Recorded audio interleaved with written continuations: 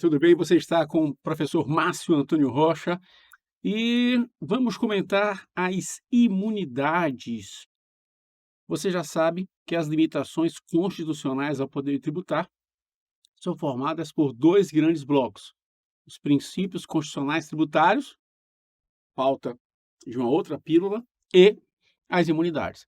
Sempre lembrando que, embora sejam limitações constitucionais ao poder tributar, portanto, são limitações postas pela própria Constituição Federal, há uma espécie de norma infraconstitucional que tem a função de disciplinar, de regular essas limitações, sejam os princípios, sejam as imunidades, que é a lei complementar.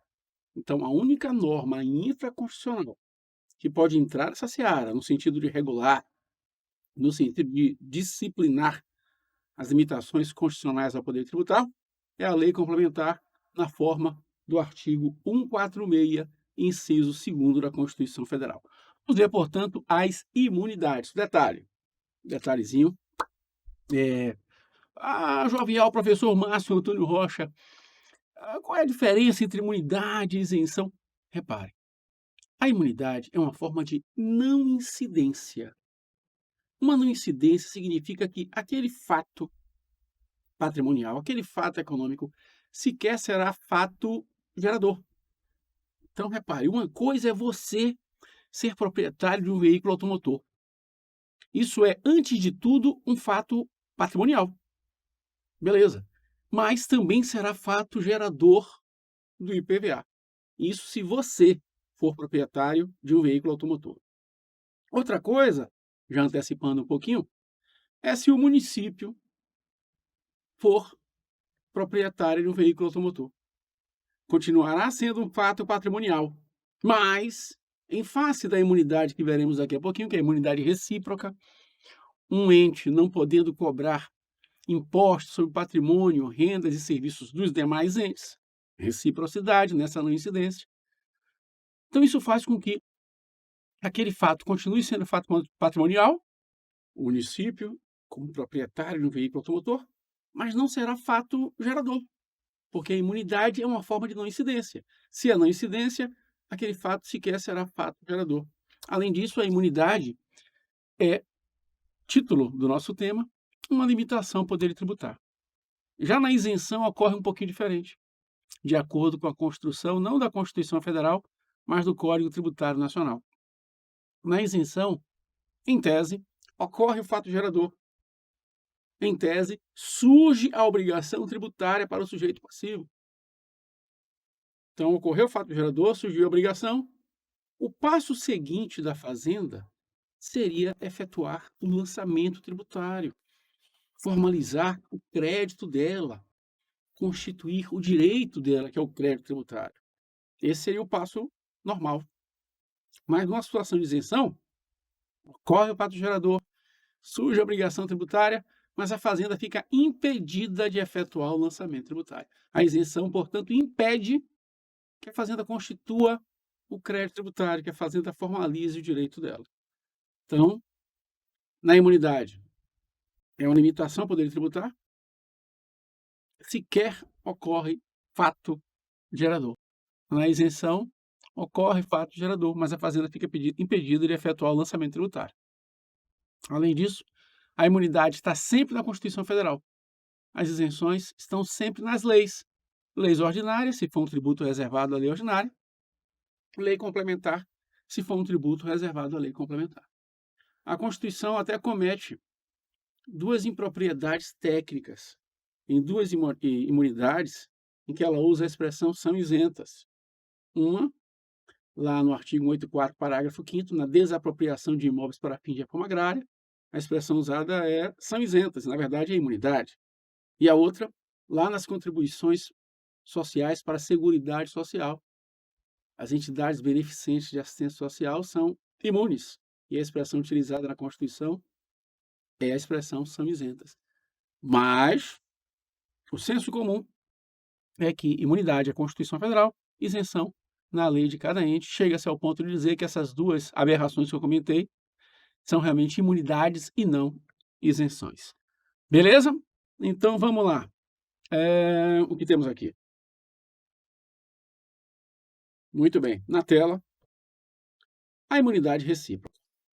Artigo 150 da Constituição, inciso 6º, a linha A. Deixa eu colocar aqui para você. 150, inciso 6º, na sua alínea A.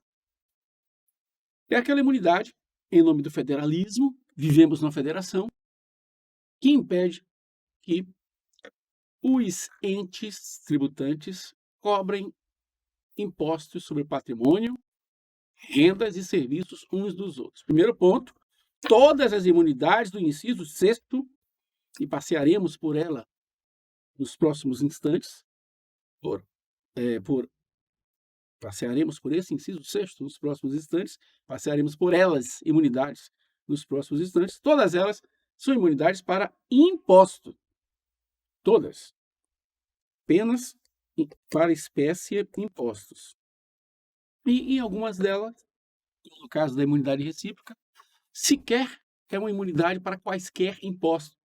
Apenas para impostos sobre o patrimônio, rendas e serviços uns dos outros. Patrimônio, como o ITR, o IPVA, o IPTU. Renda, como imposto de renda.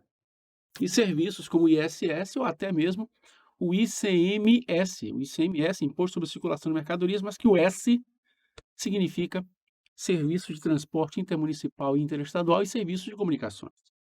Ok? Então, primeiro ponto, somente para impostos, e no caso da imunidade recíproca, sobre patrimônio, renda e serviços uns dos outros. Essa imunidade, ela é incondicionada na forma da linha A.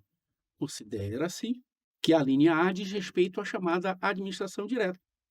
Então, quando você está diante da administração direta, é um imóvel ocupado pelo Ministério, imunidade do IPTU, é um automóvel da Secretaria de Educação do município, imunidade do IPVA. É incondicionada. Portanto, mesmo que aquele imóvel esteja fechado, que não esteja relacionado à sua finalidade essencial, imunidade. Essa imunidade da administração direta, é bom que se faça a distinção, ela contempla os entes apenas nas situações em que eles sejam contribuintes de direito e não contribuintes de fato. Ora, isso aqui nos remete àquela classificação de impostos em impostos diretos e impostos indiretos. Imposto direto, quem arca com o ônus do tributo é o próprio contribuinte, contribuinte legal, contribuinte de direito. Já no imposto indireto, em vez de o contribuinte legal, o contribuinte de direito arcar, há uma transferência desse ônus para o chamado contribuinte de fato. É o caso do ICMS, é o caso do IPI. Então, um exemplo aqui muito claro para você, no caso do ICMS. Você vai no supermercado e compra uma mercadoria, o contribuinte legal, o contribuinte de direito do ICMS é o supermercado. Ele que está vendendo a mercadoria, ele que está fazendo circular a mercadoria. E você, nobre adquirente, é chamado de contribuinte de fato, porque aquela empresa, quando vende a mercadoria para você, ela já transfere para você o ônus do ICMS. Quando você compra a mercadoria, você paga pela mercadoria e paga também pelo ICMS. Na verdade, aquele supermercado, quando ele recolhe o ICMS, ele é mero recolhedor, digamos assim. Porque quem arcou mesmo foi você. Ele está recolhendo, afinal de contas, ele é o contribuinte legal. A guia de recolhimento vai em nome dele. O valor do ICMS está lá, mas quem arcou com isso foi você. É o chamado fenômeno da repercussão econômica, que caracteriza os impostos indiretos. O contribuinte legal é um, mas o valor vai repercutir economicamente, vai repercutir financeiramente para o outro, o contribuinte de fato.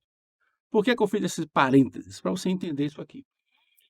Quando o município adquire um automóvel, por exemplo, o contribuinte legal do ICMS é a concessionária que está vendendo o automóvel.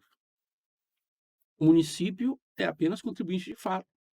Não haverá imunidade recíproca. O ICMS vai estar lá embutido no valor da nota fiscal ali daquele automóvel. Por quê? Porque o contribuinte legal do ICMS, nesse caso, não é o município. O contribuinte legal do ICMS é a concessionária. Então, ela é contribuinte legal, o município, nesse caso, é apenas contribuinte de fato. Não há imunidade.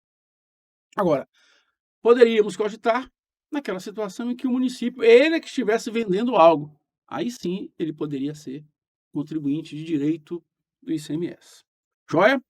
Agora, se na linha A temos a chamada administração direta, o parágrafo 2º estende essa imunidade recíproca para 2 integrantes da chamada administração indireta, as autarquias e fundações.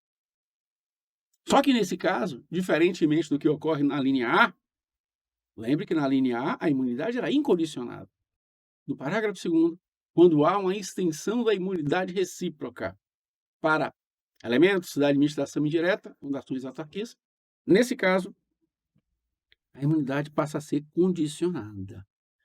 É só para impostos sobre patrimônio, rendas e serviços vinculados às finalidades essenciais dessas figuras, fundações e autarquias, ou decorrentes das finalidades essenciais dessas figuras. Então, imposto de renda decorrente da atividade dessas figuras. Então, perceba, imunidade recíproca para administração direta, linear, incondicionada. Já no parágrafo 2º, quando se estende para essas entidades da administração indireta, fundações e autarquias, aí a imunidade recíproca é condicionada. Tem que haver o vínculo com a finalidade essencial. Note que o parágrafo 2º citou fundações e autarquias. Não citou empresas públicas, como no caso da Empresa Brasileira de Correios e Telégrafos, como no caso da Infraero, e Sociedade de Economia Mista. Ora, que é de bom tom que não tenha citado, porque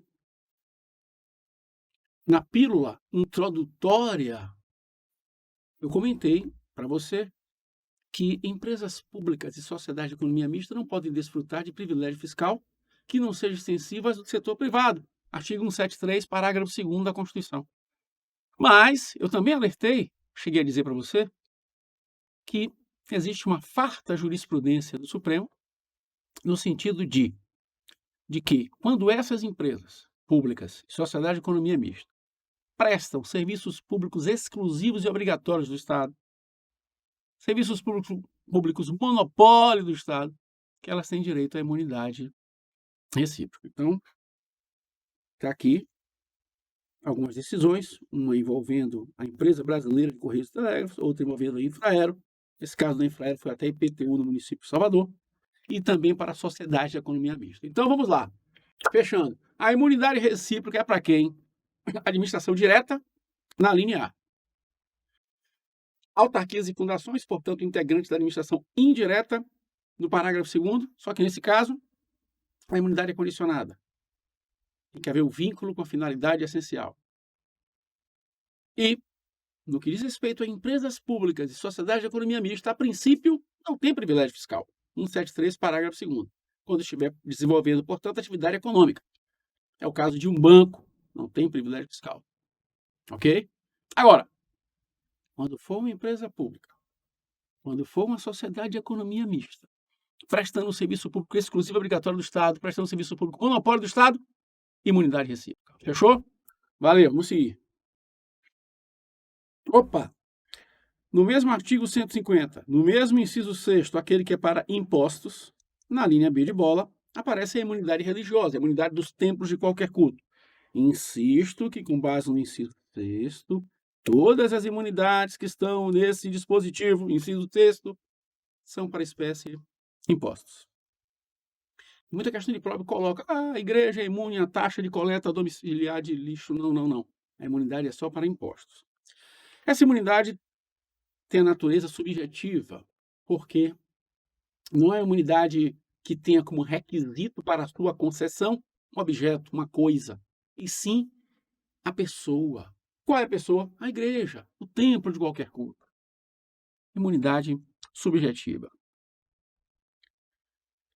De acordo com o parágrafo 4º desse artigo 150, essa imunidade da linha B de bola, imunidade dos tempos de qualquer culto, assim como a imunidade da linha C, sindicato dos trabalhadores, entidade de assistência social sem fins lucrativos, entidade de educação sem fins lucrativos e partidos políticos. O parágrafo 4º diz que essas duas imunidades, as linhas B e C, também são imunidades para impostos sobre patrimônio, rendas e serviços vinculados ou decorrentes das finalidades essenciais. Cuidado com isso. Parágrafo 4º aí no artigo 150. Muito bem. A imunidade, ela é ampla, né? Ela contempla, ampla até no sentido maior do que eu coloquei aqui. Contempla quaisquer convicções religiosas, quaisquer, inclusive a sua, inclusive a minha, exceto aquela que o Poder Judiciário tenha julgado como seita criminosa. Tirando isso, qualquer convicção religiosa está abarcada por essa imunidade. Residência do ministro religioso, do líder religioso, sim, sim, sim. Cemitérios em que haja uma realização de cultos vinculados àquela convicção religiosa, sim. Existem julgados do Supremo Tribunal Federal que o cemitério particular, o cemitério que não tem vínculo com igreja alguma, o cemitério não pode alegar que naquela celebração, né, do velório, em que há um culto, ou quando as pessoas se debruçam, se ajoelham, se aproximam dos túmulos e fazem uma oração. Aí o Supremo disse não, nesse caso não dá para dizer que aí tem um vínculo com a atividade religiosa. Agora, quando o cemitério fizer parte da própria convicção religiosa, quer dizer, ele é de uma igreja e faz parte, é uma extensão da religiosidade daquela convicção, aí tudo bem. Maçonaria, o Supremo disse não, ou seja, por mais que a atividade possa ser considerada como nobre, mas o Supremo entende que ali não há realização de cultos religiosos. Com relação ao parágrafo 4º, já que ele diz que é para impostos sobre patrimônio, renda e serviços vinculados ou decorrentes das finalidades essenciais, o Supremo tem um clássico sobre imóveis alugados. E aí ele diz, olha, mesmo quando o imóvel for alugado, se essas entidades provarem que o valor arrecadado está sendo destinado para a finalidade essencial, está dentro do parágrafo 4º. Ok? O único limite que o Supremo dá a esse tipo de colocação, isso vale tanto para a linha B, como para aquela galera da linha C, sindicatos, partidos políticos, entidade de assistência social sem fins lucrativos, entidade de educação sem fins lucrativos, o limite que o Supremo dá e há decisões nesse sentido, desde que não haja um atentado à livre concorrência, né? Ou a igreja vai e abre um supermercado, mesmo que ela prove que todo o valor arrecadado do supermercado está sendo destinado à finalidade essencial, ali, aquele supermercado está concorrendo com o supermercado do seu Zé, do outro lado da esquina. Aí, nesse caso, haveria um choque, né, à livre concorrência. Muito bem. A imunidade da linha C, continuamos no 150, inciso 6º, aquele que é apenas para impostos, a linha C. Tem uma galera aqui, né? Na linha C você tem, vou colocar aqui nesse lado de cá, você tem partidos políticos, inclusive suas fundações, sindicatos, mas apenas os sindicatos dos trabalhadores, e entidades de assistência social e de educação sem fins lucrativos. É a galera dessa alínea C do artigo 150, inciso 6º. E essa linha C também se submete ao parágrafo 4º, ou seja, essa imunidade é para impostos sobre patrimônio, rendas e serviços vinculados ou decorrentes das finalidades essenciais. E no caso de entidades de assistência social e de educação sem fins lucrativos, na forma da lei, né? Então vem a lei, e essa lei só pode ser lei complementar, já sabemos disso, vem a lei e diz quais são os requisitos para que uma pessoa possa se encaixar como sem fins lucrativos. Se quiser dar uma olhada nisso, dá um pulinho lá no artigo 14 do CTN. Ele coloca, tem lá 3 incisos, colocando os requisitos para a entidade ser considerada como sem fins lucrativos. Ok? Muito bem. O que temos aqui? Súmula 730 do Supremo. Entidades fechadas de previdência privada. Essa súmula é interessantíssima, é um clássico em provas. Primeiro, que não é para qualquer entidade de previdência. Entidade de previdência privada fechada. O que é uma entidade de previdência privada fechada? É aquela da qual só poderão participar aquelas pessoas que façam parte daquele grupo. Opa, só pode participar quem faz parte dessa associação. Só pode participar aquelas pessoas que trabalham nessa empresa. É diferente de entidade de previdência privada aberta em qualquer pessoa, eu, você, qualquer pessoa pode ingressar. Pois bem, o Supremo diz que entidade de previdência privada fechada, que não cobra nada do beneficiário, o beneficiário, portanto, só faz ter o benefício sem ter contribuído e sem estar contribuindo com nada. Não é aquela situação em que a empresa entra com a parte e o empregado entra com outra. Não, o empregado não entra com nada, o beneficiário não entra com nada, só faz ter o benefício sem contribuir. Pois bem, o Supremo entende que, nesse caso, essa entidade privada de previdência fechada, entidade fechada de previdência privada, ou vamos organizar entidade fechada de previdência privada, se equipara à entidade de assistência social sem fins lucrativos e, com isso, faz jus à imunidade do artigo 150, inciso 6º, a linha C. Ok? Muito bem. Súmula, um clássico também. Ainda quando alugado a terceiros, permanece imune ao IPTU o imóvel pertencente a qualquer das entidades referidas no 150, 6º, a linha C, essa que estamos apreciando, desde que o valor dos aluguéis seja aplicado nas atividades para as quais tais entidades foram constituídas. Joia? Lembre que isso tem muito a ver com aquele parágrafo 4º, né? Vínculo com a finalidade essencial. Nesse caso, o Supremo faz uma extensão, né? O aluguel não tem vínculo, mas se o valor está sendo aplicado na finalidade essencial, está valendo. Joia? Imunidade cultural. O mesmo artigo 150. O mesmo inciso 6º, aquele que apenas para impostos. Na linha D de dado, é a imunidade dos livros, jornais, revistas e do papel destinado à impressão de livros, jornais e revistas. Essa imunidade, diferentemente das anteriores, ela é uma imunidade objetiva. Portanto, ela não é imunidade subjetiva. Por que ela é uma imunidade objetiva? Porque o critério para a sua concessão não reside na pessoa, não reside no sujeito, por isso que ela não é subjetiva. O critério para a sua concessão reside na coisa, no bem. É o livro que é imune e não a livraria. Captou? É a revista que é imune e não a editora. Uma livraria, quando vende caneta, recolhe ICMS. Não é imune.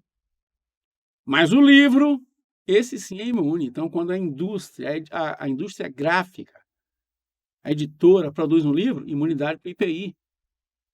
Vendeu o livro para a livraria, imunidade de ICMS. A livraria vendeu o livro para você, imunidade de ICMS. Então, essa imunidade, outro detalhe, é apenas para impostos que incidiriam diretamente sobre a coisa. Apenas para impostos, portanto, que incidiriam diretamente sobre o livro, sobre o jornal, sobre os periódicos, revistas, ou ainda sobre o papel destinado à impressão dos livros, jornais, periódicos. Ok? Portanto, imunidade para o IPI, para o ICMS, para o II, Imposto de Importação. E para dar um exemplo, para deixar isso claro para você, a livraria não é imune ao IPTU, porque o IPTU não é um imposto que incidiria sobre o livro. Mesmo que a livraria venda apenas livros e que, portanto, toda a renda obtida por ela decorra da venda de livros, ela não é imune ao imposto de renda, mesmo aquela renda toda sendo proveniente da venda de livros. Por quê? Por quê? Porque o imposto de renda não incide diretamente sobre o livro. Essa imunidade, portanto, repito, insisto, é apenas para impostos que incidiriam diretamente sobre o livro, sobre o jornal, sobre a revista. Joia? Supremo Tribunal Federal. Lista telefônica. Ok. O Supremo considera que ali tem algum conteúdo informativo. Álbum de figurinha, da mesma forma. Aí tem manuais e apostilas técnicas, aquele manual da sua geladeira. Você comprou uma geladeira, vai ler o manual antes de abrir. O manual é imune. Ok? Motivo de uma enorme discussão nos últimos anos no Supremo Tribunal Federal, na doutrina, na jurisprudência em si. A princípio, e durante muitos anos, o Supremo negou a imunidade cultural para livros em formato eletrônico, livros em formato digital. O Supremo entendia que se o texto faz referência a papel, porque realmente queria que fosse o livro no sentido físico. Ah, mas a Constituição é de 88, o Supremo alega que já houve, isso já foi apreciado posteriormente e foi mantida a expressão papel. Pois bem, isso mudou com essa decisão que aqui está, isso mudou e a partir daí o Supremo entende que a imunidade cultural também contempla o livro no formato digital, o livro eletrônico e, até de maneira surpreendente naquela decisão, o Supremo incluiu também o aparelho de leitor de livros, o leitor eletrônico de livros. Não é o seu celular, não é o seu notebook, seu computador, é aquele aparelho que é exclusivo para leitura de livros, né? O leitor eletrônico de livros. Joia? O Supremo estendeu. Aí, a princípio, isso causou uma certa estranheza, mas, poxa, mas esse aparelho, por que o Supremo colocou essa imunidade também para o aparelho leitor de livros? Repare, é como se esse aparelho estivesse substituindo o papel. O papel não é o suporte físico do livro convencional? O aparelho leitor eletrônico de livro é o suporte físico do livro eletrônico. Beleza? Muito bem, vamos seguindo aqui. A mais recente das imunidades do artigo 150, inciso 6º, está na linha E. A imunidade musical. Eu costumo dizer que essa imunidade veio com alguns anos de atraso, porque a intenção era reduzir os custos e, consequentemente, o preço de CDs, de DVDs, fazendo com que eles pudessem competir de uma forma mais razoável com a pirataria. Só que quando essa imunidade veio, lá em 2013, com a emenda 75, já havia até uma certa cultura de não mais se comprar CD, DVD. Naquela época, ali em 2013, já era muito pendrive, hoje nem mais isso, né? Hoje, isso está mais para o download, enfim. Vamos lá, quais são as características aqui? Uma imunidade também que é só para impostos sobre fonogramas e videofonogramas musicais produzidos no Brasil, contendo obras musicais ou litero-musicais de autores brasileiros e obras em geral interpretadas por artistas brasileiros, portanto, que não seja nem de autoria brasileira, bem como os suportes materiais ou arquivos digitais que os contenham. E aí, uma alusão também ao download. Salvo na etapa de replicação industrial de mídias. Antes de comentar esse finalzinho, é bom frisar. A princípio, obras musicais de autores brasileiros. Depois abre-se um pouco.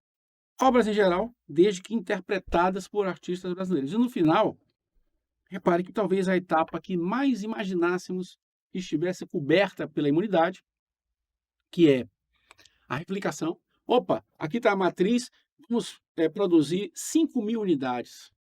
Você pensaria logo no IPI, no ICMS. A Constituição diz não, nessa etapa não tem imunidade. Qual a intenção disso? Para você não esquecer, beneficiar a Zona Franca de Manaus. Boa parte da indústria fonográfica tem unidades replicadoras de CDs, DVDs lá na Zona Franca de Manaus. Se essa imunidade contemplasse também essa etapa, o que ocorreria? Essas empresas poderiam sair de lá da Zona Franca de Manaus e poderiam se instalar em qualquer lugar do país. Então, para preservar a Zona Franca de Manaus, essa última etapa ficou de fora. E isso que eu estou falando a você não é mera especulação minha, não. Isso consta na justificativa lá no Congresso Nacional da proposta de emenda à Constituição. Fechou? Muito bem. Vamos ver aqui outras imunidades que não estão no 150, inciso 6º. Imunidades que estão espalhadas pelo texto constitucional. No artigo 153, inciso 3º, temos uma imunidade do IPI nas exportações. Isso é muito comum.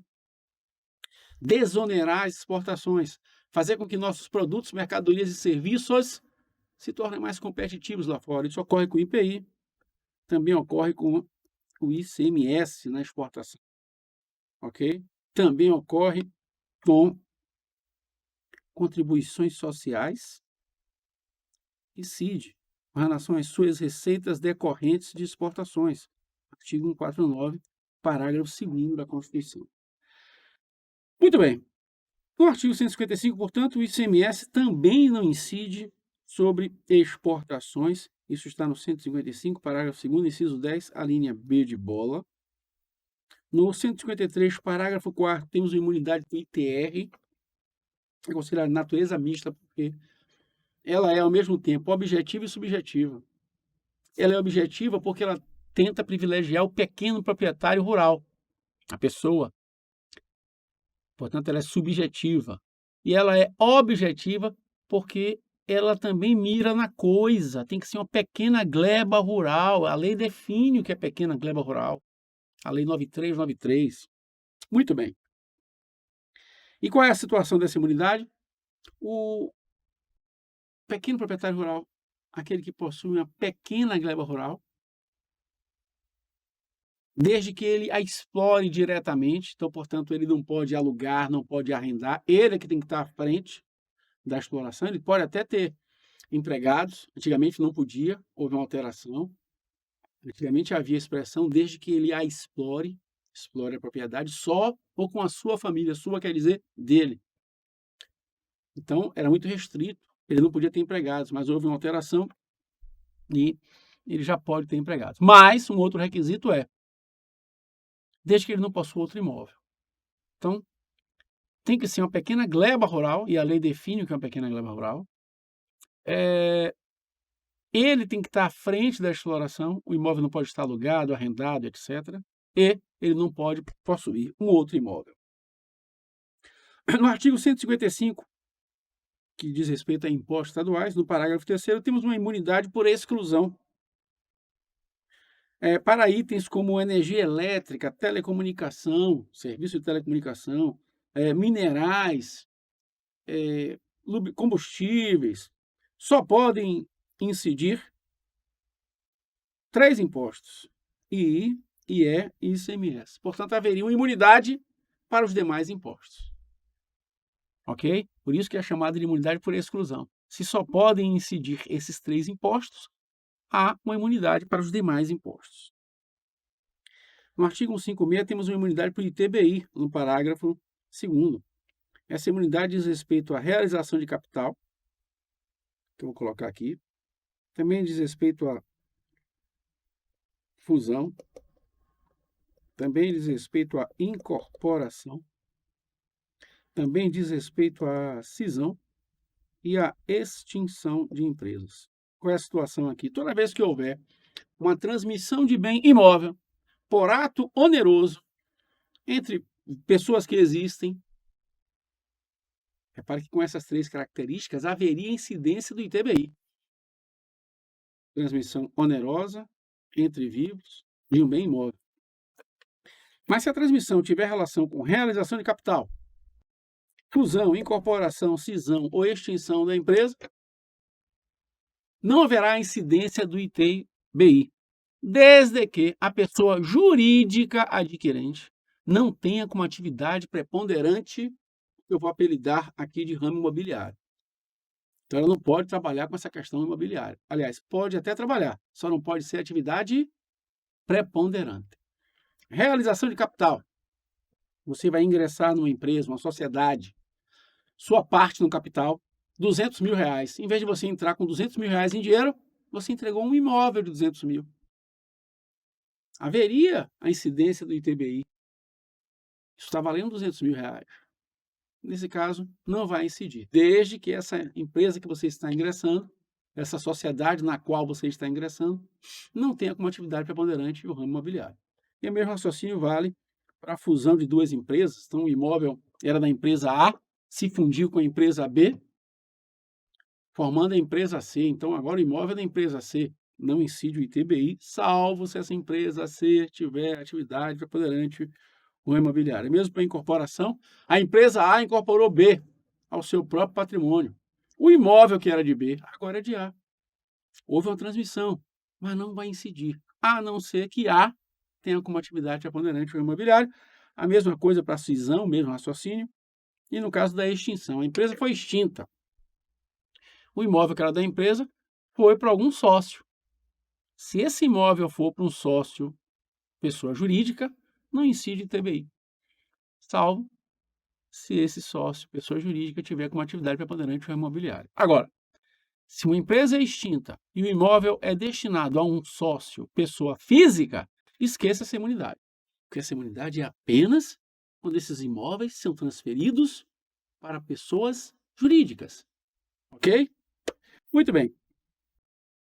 No artigo 5º, no inciso 34, a única situação de imunidade que envolve taxas. É aquele dispositivo que diz que a todos é assegurado, independentemente do pagamento de taxas, o direito de petição e o direito de certidão. Fechou? Muito bem. Forte abraço e até a próxima.